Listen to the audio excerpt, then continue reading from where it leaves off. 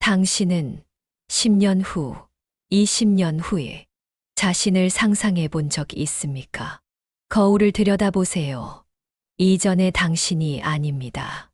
주름진 얼굴, 굽은 허리, 예전 같지 않은 걸음걸이. 어느 날 문득 문고리를 돌리는 손이 떨리고 계단을 오르면 숨이 차고 아침에 일어나도 몸이 개운하지 않을 때가 올 겁니다. 그 순간 깨닫게 되겠죠. 아, 나도 늙었구나. 그런데 말입니다.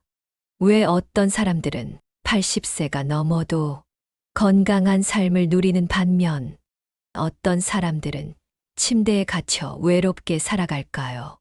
우리는 모두 늙습니다. 하지만 어떻게 늙어갈지는 우리가 선택할 수 있습니다. 철학자 소크라테스는 말했습니다. 최고의 삶은 최고의 습관에서 온다. 우리의 노후는 하루아침에 결정되지 않습니다. 오늘 당신이 내리는 선택 하나, 작은 습관 하나가 10년 후, 20년 후에 당신을 만들고 있습니다. 우리는 그 선택의 중요성을 간과하며 살아갑니다. 운동은 내일부터 하면 된다고 생각하고, 새로운 것을 배우는 게 귀찮아지고, 인간관계를 유지하는 것이 부담스러워지죠. 건강은 타고나는 것이라 믿으며 아무거나 먹어도 괜찮다고 자위합니다. 그리고 그렇게 하루하루를 보내다 보면 어느새 돌이킬 수 없는 순간을 맞이하게 됩니다. 침대에 누워 후회하는 80세의 자신을 떠올려 보세요. 내가 그때 조금만 더 운동했더라면, 내가 그때 스마트폰 하나라도 제대로 배웠더라면, 내가 사람들과 더 자주 연락했더라면, 내가 먹는 걸 조금만 더 신경 썼더라면. 이 영상은 단순한 건강 정보가 아닙니다. 이 영상은 미래의 당신이 보내는 경고이자 마지막 기회입니다. 75세, 85세가 되었을 때 이 7가지를 할 수 있다면 당신의 삶은 불행이 아닌 행복한 노후로 남을 것입니다. 하지만 그 반대라면 기다리고 있는 건 외로움, 질병, 그리고 후회뿐입니다. 당신이 10년 후에 자신에게 어떤 삶을 선물하고 싶은지 지금부터 잘 들어보세요. 시작하기 전 잠시 멈추고 구독과 좋아요 눌러주세요. 이 시간이 더욱 풍요로워질 겁니다. 불행이 아닌 행복한 노후를 만들기 위한 첫 번째는 새로운 것을 배우고 도전해야 합니다. 처음엔 이해하기 힘들었어요. 왜 모든 게 디지털이어야 하는지. 하지만 한 분의 안타까운 이야기를 통해 저는 깊은 깨달음을 얻게 되었죠. 얼마 전 저는 박순자 할머니의 이야기를 들었습니다. 한때 최고의 한복 디자이너였던 분이죠. 내 손끝에서 예술이 탄생했지. 컴퓨터 같은 기계 없이도 나는 한복 한 벌이면 세상을 감동시킬 수 있었어. 할머니의 말씀을 들으며 저는 제 모습을 돌아보게 되었어요. 저도 새로운 기술을 배우는 게 두려웠거든요. 순자 할머니는 시간이 흐를수록 점점 세상과 멀어져 갔습니다. 손주들과의 대화도 줄어들었죠. 그러던 어느 날 할머니께 정말 끔찍한 일이 일어났습니다. 엄마, 나 교통사고 났어. 상대방이 위독해. 지금 합의금 1,000만 원 보내주면 형사처벌은 면할 수 있대. 아들의 다급한 목소리에 순자 할머니는 그만 정신이 아득해지셨답니다. 아들아, 어디야? 많이 다쳤어. 엄마, 말하기 힘들어. 옆에 보험사 직원이 있으니까 그분한테 돈 보내주면 돼. 할머니는 서둘러 은행으로 달려가셨고 떨리는 손으로 1,000만 원을 송금하셨죠. 그리고 그날 밤 진짜 아들과 통화하면서 알게 되었습니다. 자신이 보이스피싱 사기를 당했다는 사실을. 경찰청 사이버 수사국의 통계에 따르면 65세 이상 노인의 보이스피싱 피해액이 매년 30% 이상 증가하고 있다고 합니다. 특히 영상통화나 메신저 사용에 익숙하지 않은 어르신들의 피해가 심각하다고 해요. 옥스퍼드 대학 노인학 연구팀의 발표는 더욱 충격적이었습니다. 디지털 기기 활용 능력이 없는 노인은 사기 피해 위험이 3배나 높고 우울증 발생률도 2배 이상 높다고 해요. 1,000만 원이면 내가 2달 동안 밤낮으로 한복을 지어서 번 돈인데 할머니의 이 한마디가 제 마음을 울렸습니다. 하지만 할머니는 포기하지 않으셨습니다. 자신만의 방식으로 세상과 소통하는 법을 찾으셨어요. 정성스러운 손편지로 단골들과 연락하고 젊은 디자이너들과 협업하면서 말이죠. 순자 할머니의 이야기는 저에게 큰 깨달음을 주었습니다. 우리가 모든 새로운 기술을 완벽하게 배울 필요는 없지만 최소한의 디지털 적응은 이제 선택이 아닌 필수가 되었다는 걸요. 지금도 어딘가에서 디지털 시대를 두려워하는 분들이 계실 거예요. 하지만 늦지 않았습니다. 지금이라도 한 걸음씩 나아가 보는 건 어떨까요? 오늘부터 시작하는 거예요. 스마트폰 한번 배워볼까요? 2번째는 규칙적인 운동을 지속해야 합니다. 젊었을 때의 영광이 평생 갈 거라 생각했죠. 하지만 제가 만난 2 어르신의 이야기는 그 생각이 얼마나 잘못됐는지 깨닫게 해주었습니다. 얼마 전 저는 박철민 할아버지를 만났습니다. 75세의 그는 한때 국가대표 유도 선수였죠. 내가 누군지 알아. 난 국가대표였어. 이 몸 하나는 자신 있다고. 젊었을 때 그의 몸은 강철 같았습니다. 훈련으로 다져진 근육, 빠른 반사신경, 상대를 단번에 제압하는 힘. 그는 건강만큼은 절대 자신 있다고 믿었습니다. 운동선수였던 내가 늙어서 아프겠어. 에이, 쓸데없는 걱정이야. 그래서 은퇴 후 운동을 하지 않았죠. 오히려 그는 술도 마시고 담배도 엄청 피웠습니다. 나 같은 사람이 무슨 병에 걸려 내 몸은 다르다니까. 그렇게 세월이 흘러 75세가 되었습니다. 그러던 어느 날 아침밥을 먹고 화장실로 가던 중에 넘어져 응급실로 실려갔습니다. 그는 병상에 누운 채 속으로 중얼거렸습니다. 아니, 난 그저 걷다가 넘어진 것뿐인데. 의사는 심각한 얼굴로 말했습니다. 박철민 씨, 근육량이 너무 줄었습니다. 특히 하체 근육이 심각하게 감소했어요. 뭐라고요? 젊었을 때 운동 많이 했는데요. 그게 중요하지 않습니다. 노화는 근육을 빠르게 빼앗아갑니다. 운동을 멈춘 순간부터 근육은 빠르게 줄어듭니다. 박철민 씨는 30년 넘게 운동을 안 하셨죠. 철민은 믿을 수 없었습니다. 운동 안 하면 이렇게까지 된다고요. 네, 연구 결과에 따르면 80세 이상 노인 중 30%가 근감소증을 겪고 있습니다. 심하면 한 번 넘어진 후 다시는 못 걷는 경우도 있어요. 순간 철민은 얼어붙었습니다. 설마 나도 다시 못 걷게 되는 건 아니겠지. 그리고 얼마 후 박철민 씨는 동창회에서 78세의 김영호 선배님을 만나고는 깜짝 놀랐습니다. 박철민 할아버지보다 3살이나 더 많은 분이었고 젊었을 때는 운동과는 거리가 먼 분이었죠. 철민아, 이번 주말에 실버 마라톤 대회 나가는데 너도 같이 나가자. 박철민 할아버지의 얼굴이 굳어졌습니다. 영호 형, 형이 아직도 마라톤을 한다고요? 그럼 매일 아침 5km씩 뛰는데 너야말로 예전엔 나보다 훨씬 운동 잘했잖아. 국가대표 아무나 하는 게 아니지. 그 순간 박철민 할아버지는 자신의 모습을 부끄럽게 느꼈다고 합니다. 영호 형, 나 좀 가르쳐줘. 그날 박철민 할아버지는 처음으로 자신의 교만을 인정했습니다.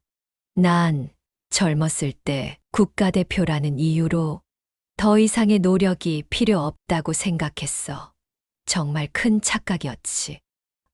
이제 박철민 할아버지는 매일 아침 영호 선배님과 함께 공원을 걷습니다. 처음에는 1km도 걷기 힘들어 하셨죠. 철민아, 너 예전에 나보다 체력 좋았잖아. 포기하지 마. 영호 선배님의 응원에 힘입어 그는 포기하지 않았습니다. 3개월이 지난 지금 박철민 할아버지는 5km를 걸을 수 있게 되었고 이번 실버 마라톤 대회 참가를 준비하고 있습니다.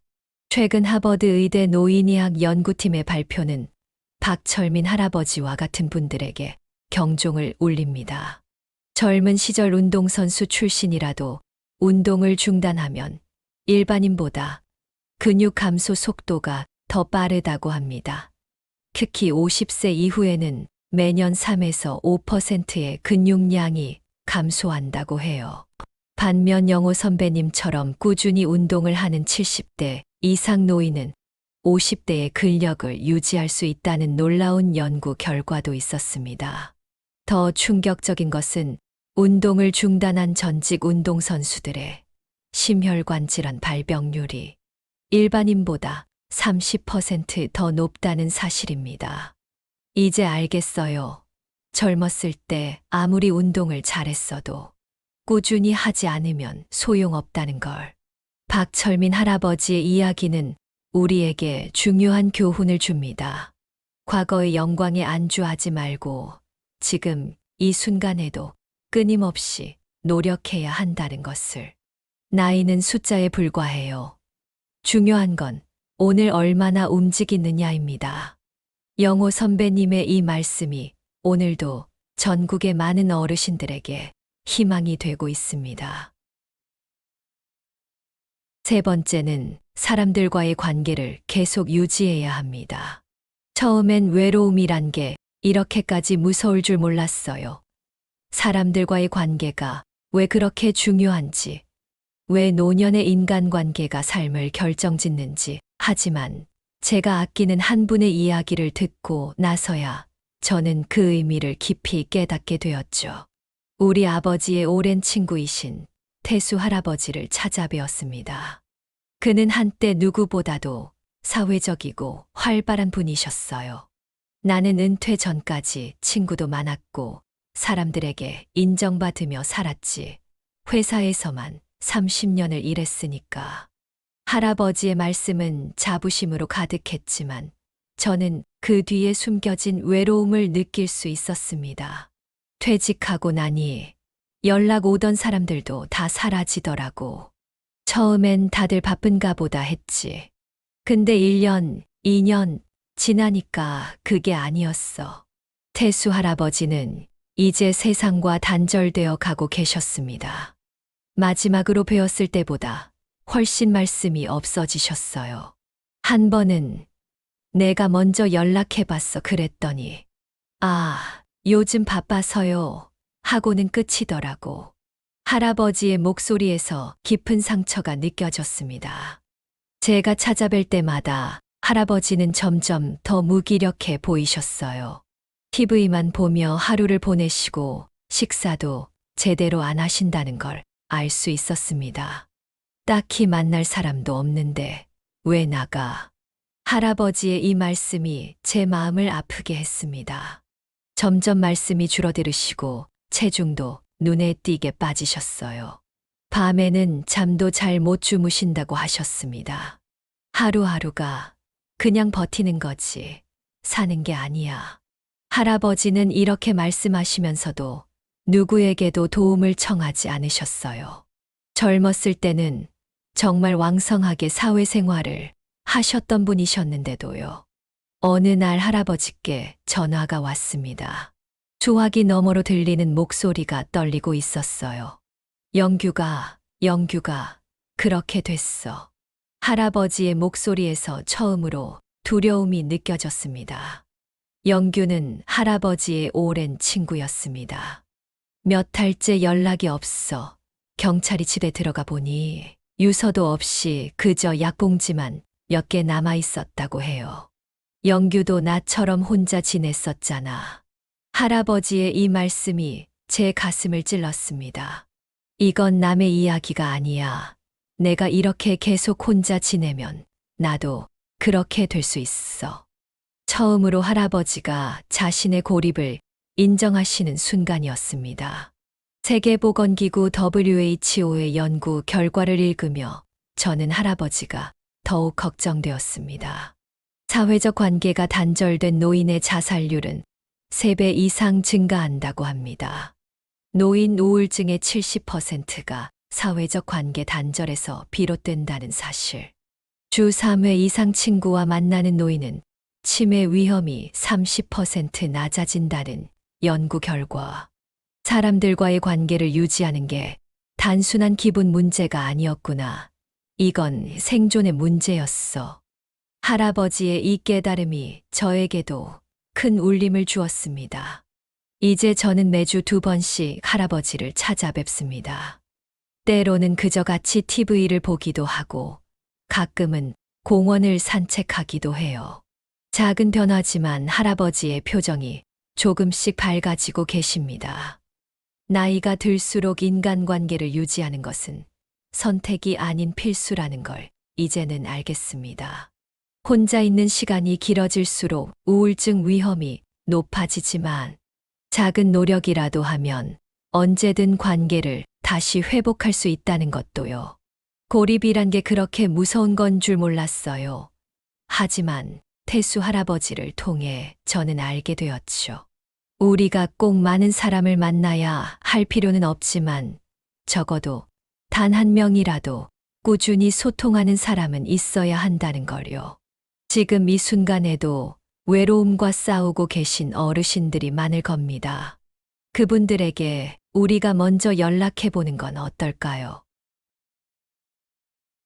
4번째는 건강한 식습관을 유지하셔야 합니다. 우리는 매일 먹습니다. 하지만 우리가 먹는 음식이 정말 안전할까요? 저는 한 가족의 이야기를 듣고 나서야 우리가 매일 먹는 것이 우리 몸에 얼마나 큰 영향을 미치는지 깨닫게 되었습니다. 제가 만난 강정희 할머니는 40년 이상을 음식점을 하신 분이었습니다. 그녀의 손맛은 동네에서 유명했죠. 나는 한 끼를 대충 먹어본 적이 없어 손님들에게도 내 가족에게도 제대로 된 음식을 먹여야 한다고 생각했거든. 할머니의 주방을 보면서 저는 깊은 인상을 받았습니다. 매일 새벽 시장에서 고르는 신선한 채소들, 화학 조미료 대신 다시마와 멸치로 우려내는 육수, 방부제 없이 정성으로 담그는 김치와 장아찌. 좋은 재료로 만든 음식이 곧 약이야. 할머니의 이 말씀이 제 가슴에 와닿았습니다. 하지만 할머니의 아들은 달랐습니다. 바쁜 직장 생활을 핑계로 편의점 도시락과 패스트푸드만 찾았죠. 엄마, 요즘 누가 그렇게 번거롭게 밥해 먹어? 편의점에서도 다 파는데. 제가 본 그의 하루는 충격적이었습니다. 아침은 편의점 삼각김밥과 컵라면, 점심은 패스트푸드, 저녁은 배달 음식과 인스턴트 식품. 일상적으로 먹는 음식이 혀끝을 자극하는 달달하고 편한 음식들이었죠. 그리고 얼마 전 할머니가 제게 전화를 주셨습니다. 떨리는 목소리로 말씀하시더군요. 우리 아들이 위암 3기래. 저는 그 자리에 얼어붙었습니다. 불과 얼마 전까지 건강하던 그가 이제는 병실에 누워 있다는 게 믿기지 않았어요. 의사 선생님의 말씀이 제 귓가에 울립니다. 오랫동안 가공식품을 많이 섭취하면 위 점막이 손상되고 이암 위험이 높아집니다. 세계암 연구기금의 보고서를 찾아보며 저는 더욱 충격을 받았습니다. 가공식품과 인공 첨가물을 많이 섭취한 사람은 위암 발생 위험이 2.5배나 증가한다고 합니다. 방부제와 인공색소가 포함된 식품을 장기간 섭취하면 위 점막 손상 위험이 3배 증가한다는 사실. 음식이 곧 약인데 우리 아들은 독을 먹고 있었던 거야. 할머니의 이 말씀이 제 마음을 아프게 했습니다. 이제 저는 매일 아침 시장에 들러 신선한 재료를 고릅니다. 강정희 할머니께 배운 대로 화학조미료 대신 천연 재료로 맛을 냅니다. 시간이 좀 걸리더라도 건강한 한 끼를 만들어 먹으려 노력하고 있죠. 우리가 매일 먹는 음식이 우리의 건강을 결정합니다. 가공식품과 인공첨가물은 천천히, 확실하게 우리 몸을 망가뜨립니다. 건강한 식습관은 더 이상 선택이 아닌 필수가 되었습니다. 오늘 저녁 우리 가족의 식탁에는 어떤 음식이 올라가게 될까요? 지금이라도 다시 한번 생각해 보는 건 어떨까요? 불행이 아닌 행복한 노후를 보내기 위한 5번째는 재정 관리를 잘해야 합니다. 돈이 전부는 아니지만 편안한 노후를 위해서는 꼭 필요하다는 걸 알게 되었습니다. 제가 만난 두 어르신의 이야기는 노후 재정 관리가 얼마나 중요한지 깨닫게 해주었죠. 얼마 전 저는 최상수 할아버지를 만났습니다. 85세의 그는 한때 대기업에서 높은 연봉을 받던 임원이었죠. 젊었을 땐 돈을 잘 벌었어. 그래서 노후 준비 같은 건 생각도 안 했지. 그때는 평생 돈 걱정 없이 살 줄 알았거든. 할아버지의 말씀에는 깊은 후회가 묻어났습니다. 그리고 주민센터에서 만난 78세 이순희 할머니와의 대화는 충격적이었습니다. 상수 씨, 이번 달에도 주민센터 도움 받으러 오셨어요? 제가 맨날 얘기했잖아요. 젊을 때부터 노후 준비하라고. 최상수 할아버지의 얼굴이 굳어졌습니다. 순희 씨, 당신은 아직도 매달 손주들 용돈도 주고 여행도 다니고 그래요? 그럼요. 30대 때부터 꼬박꼬박 저축하고 투자해뒀으니까요. 연금도 최대한 늦게 받기 시작했고요. 그 순간 최상수 할아버지는 자신의 과거를 돌아보셨습니다. 나는 돈 들어올 때마다 써버렸어. 아내가 저축하자고 했는데도. 젊었을 때는 비싼 차도 사고, 골프도 치고, 명품도 사곤 했죠. 정작 노후 준비는 뒷전이었습니다. 은퇴하고 나서야 깨달았지. 평생 번 돈을 다 써버렸다는 걸. 국민연금연구원의 최근 보고서는 우리에게 경종을 울립니다. 노후 준비를 못한 노인의 70%가 기초생활수급자가 된다고 합니다. 특히 50대 이후 소득은 급감하는데 의료비는 오히려 2배 이상 증가한다고 해요. 반면 40대부터 계획적으로 노후를 준비한 사람들은 80대에도 경제적 자립도가 3배 높다는 놀라운 연구 결과도 있었습니다. 이순희 할머니는 자신의 노하우를 이웃들과 나누고 계셨습니다. 돈 관리는 습관이에요. 매달 들어오는 돈의 30%는 무조건 저축하고 투자는 안전하게, 그리고 가장 중요한 건 의료보험이에요. 최상수 할아버지는 이제 손자들에게 조언을 합니다.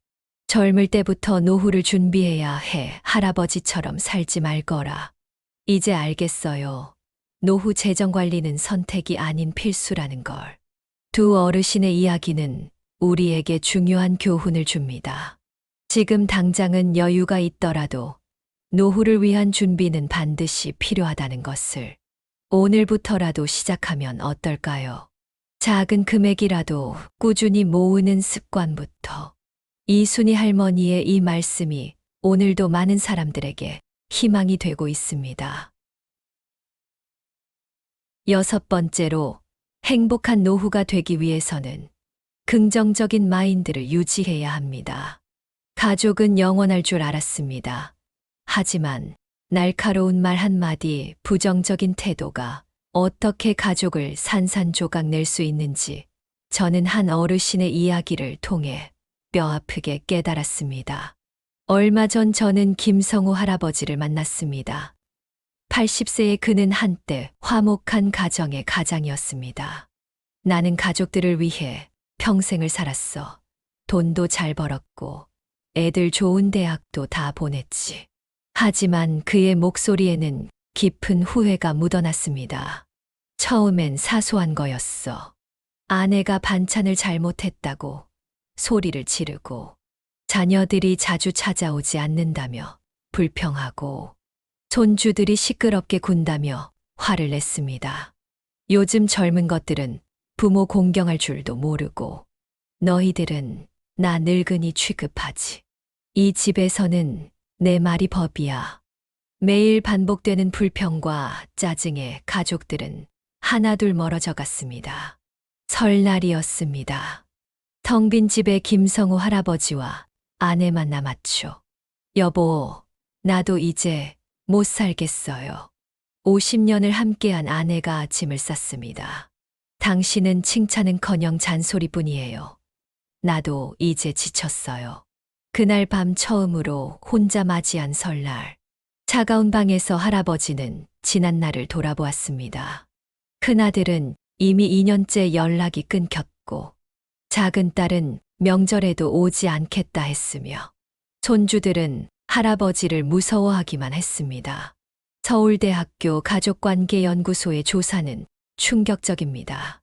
부정적인 의사소통 패턴을 가진 노인의 82%가 가족관계 단절을 경험하며, 특히 비난과 불평이 잦은 가정의 경우 이혼율이 3배 이상 높아진다고 합니다. 반면 긍정적인 소통을 하는 노인 가정은 세대 간 유대감이 4배 이상 강하다는 연구 결과도 있었습니다. 그날 이후 김성우 할아버지는 처음으로 마음을 열었습니다. 떠난 아내에게 생애 처음으로 사과 편지를 썼고, 자녀들에게 미안하다는 문자를 보냈습니다. 나 이제야 알겠어. 내가 얼마나 가족들을 힘들게 했는지. 한 달 뒤 작은 딸이 먼저 연락해 왔습니다. 아빠 많이 반성하셨다고 엄마가 그러시던데, 이번 주말에 저희 집에 와보실래요? 아내도 조심스레 돌아왔습니다. 여보, 우리 다시 시작해봐요. 이번엔 서로 이해하면서. 한순간의 감정과 부정적인 말이 평생 쌓아온 가족의 신뢰를 무너뜨릴 수 있습니다. 하지만 진심 어린 사과와 변화의 의지가 있다면 무너진 관계도 다시 쌓을 수 있다는 것도 깨달았습니다. 오늘 우리 가족에게 어떤 말을 했나요? 칭찬 한마디, 감사 한마디로 시작하는 건 어떨까요? 가족은 다시 돌아오지 않을 수 있으니까요. 마지막 7번째는 목표와 취미를 가져야 합니다. 나이 들면 그저 쉬면서 살면 된다고 생각했습니다. 하지만 제가 만난 두 어르신의 이야기는 인생의 목표와 취미가 얼마나 소중한지 깨닫게 해주었죠. 얼마 전 저는 조병호 할아버지를 만났습니다. 77세의 그는 한때 성공한 방송국 임원이었습니다. 나는 퇴직하면 그냥 편히 쉬고 싶었어. 평생 일만 했으니까. 할아버지의 말씀에는 공허함이 느껴졌습니다. 그의 하루는 늘 똑같았습니다. 아침부터 저녁까지 TV 앞에 앉아 있고, 가끔 창밖을 멍하니 바라보다가 식사 시간이 되면 대충 끼니를 때우고, 내일도 똑같은 하루겠지. 시간은 흘러가는데 삶은 멈춰 있는 것 같았습니다. 그러던 어느 날 문화센터에서 만난 81세 이경자 할머니와의 대화는 충격적이었습니다. 병호 씨, 이번 주 재개인전에 꼭 오세요. 제가 2년 동안 그린 그림들이에요. 조병호 할아버지의 눈이 휘둥그레졌습니다. 경자 씨, 그림이요? 이 나이에. 그럼요, 70대 후반에 시작했죠. 처음엔 손도 떨리고 자신도 없었는데, 이제는 제 인생의 행복이 됐어요.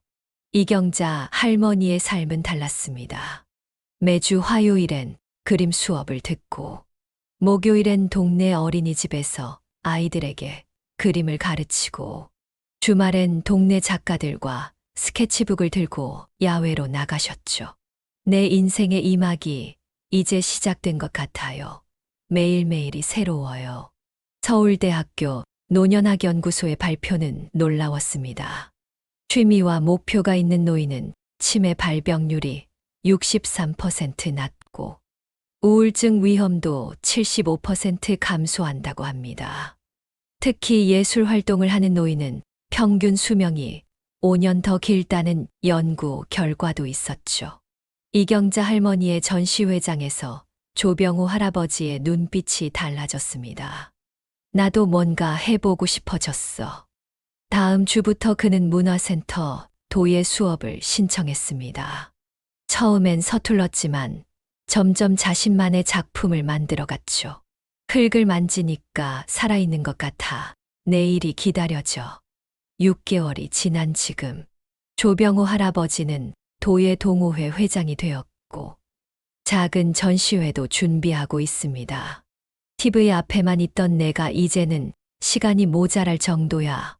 이제 알겠습니다. 나이는 숫자에 불과하고 새로운 시작은 언제나 가능하다는 걸. 두 어르신의 이야기는 우리에게 중요한 교훈을 줍니다. 단순히 은퇴 후의 삶을 남은 시간으로 보지 말고 새로운 도전과 성장의 기회로 바라봐야 한다는 것을. 오늘 우리는 어떤 꿈을 꾸고 있나요?